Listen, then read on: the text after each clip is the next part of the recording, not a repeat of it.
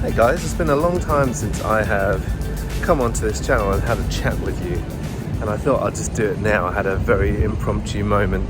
I opened my phone to have a look at our Wanderlust stats on our YouTube to see how things are going, if anyone's written us any messages, and someone has written to us on our latest video saying how lucky our children are that it's not just books for them, that they get to go out. Our latest video is us hanging out at Clementi Rainforest and exploring all of that. You should check it out.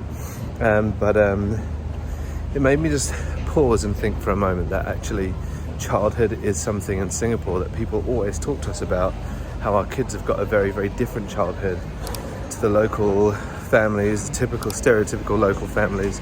And I just wanted to say it doesn't always have to be like that. Now, it's not that easy to do sometimes, especially as we are, in fact, selfish adults. It's true. So, for example, I'm just walking away from the Science Centre this morning. Science Centre have got a media event on today, which we were a part of, and one of our kids had a bit of an issue this morning and just had a bit of a child blow up, which kind of happens, you know. And I've left the family there. I'm heading on to see my grandma, who's not very well, on the other side of the island. She's in Punggol. And honestly, I would rather today be selfish. Oh, I've got 8 seconds to cross this road. I'd rather have an ounce of selfishness and do what I really want to do, which, to be perfectly honest, is sit at home, probably under a duvet, and watch a TV show, watch some rugby,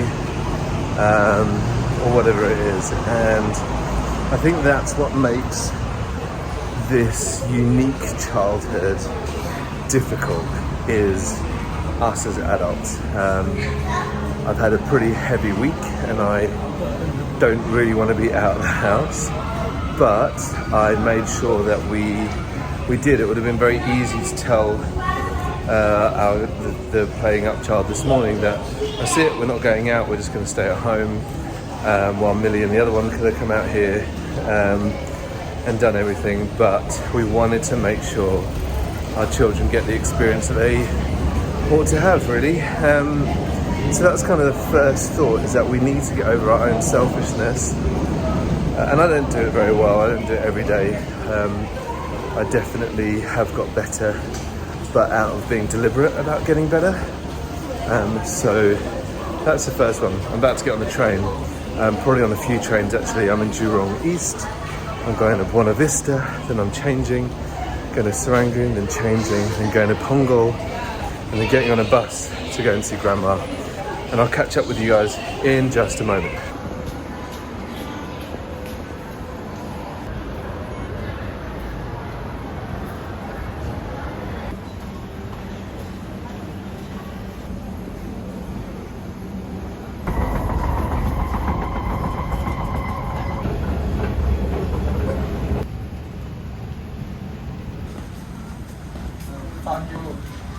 That last train was very busy, which is a bit of a problem because I wanted to read a book that I've taken out with me just for a bit of escapism today from the week. But that brings me on to a point that I was starting to make on the video just now, which is that the person had commented on our YouTube channel that it's not books all day for our kids. They get a variety and different things that they get to do too, which is great and true. But they do love reading. Now, for them, books is a source of joy rather than a source of study. And I guess study can be a joy as well, but it's definitely something we've intentionally tried to create, and we try to exemplify it as well. So just now, well, not just now, earlier this morning on the MRT, I'm reading rather than on my phone. And so there's a lot of intentionality that we have to do and we have to create, because it's not that easy. I'm beginning to notice, actually I've noticed it for a while, but I've seen an increase of it again in the last year or 2 years here in Singapore, where there's a lot more parenting that's being done by screens. And that can be, as a parent, incredibly easy to do. Passing a screen on to one of our children is way easier than ask them to sit down and read a book or to just be bored for a little bit. And I think that's one of the things that is really, really tricky that faces our generation as parents. Like we always talk about the generation of children, but the generation of parents, to be able to actually teach our children what is healthy regarding screens and all that sort of stuff. So our children have a love for books, but they have an absolute love for the outdoors, and again, that's something that we very intentionally create.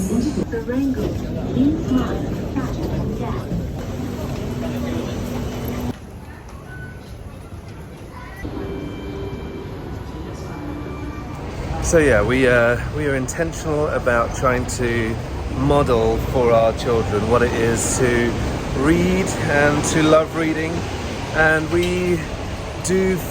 I think we're very, very strict actually with regards to screen time. Our children get 2 hours a week and they can choose.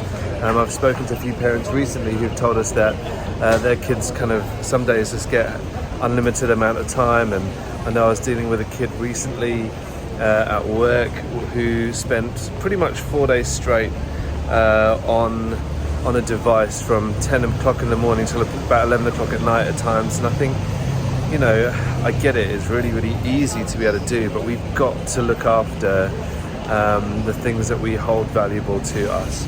I think sometimes also we're in danger of making it seem we're in danger of allowing our children to be an inconvenience to us rather than a joy. And I think that's a probably very real and very challenging thing, because I think we do sometimes see the inconvenience and how much easier it is if we just give them a device or buy them more stuff or whatever it is. And I think the challenge to learn to teach ourselves to see our children as joy is probably the hardest thing at times to be able to achieve in a very, very busy world. Also here in Singapore, occasionally our children, and I definitely wrestle with this sometimes. Actually, I wrestle with two things. One is that they can be an embarrassment. We're very, very considerate people here in Singapore, and if our children are playing up in public, it can feel like they are an embarrassment to us and to the community, and so we try to keep them quiet with whatever we do. I think that's one thing. The thing that I was going to say is that we oftentimes use our children as a means for competition. I struggle with this occasionally. My son is very good at rugby, very good at running, very good at climbing. He's an outstanding climber on the climbing wall, and it would be really easy for me to just try to channel everything into one of those things to limit him, but to be able to develop it so he'll become, really good for nothing other than my own pride. And he would lose his enjoyment of all of those things, and he really does enjoy all of those things, and so we continue to give him all of those options to him to be able to enjoy life and enjoy everything that life has got for him. I know that maybe some of what I'm saying today is a bit of a ramble.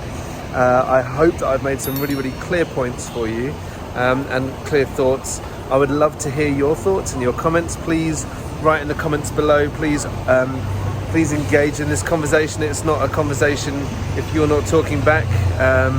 I would love to be able to hear from you, and I will respond as well.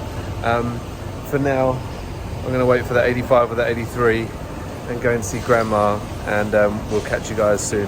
Thanks for coming on my journey today and the journey of parenting. Let's not do it alone, hey?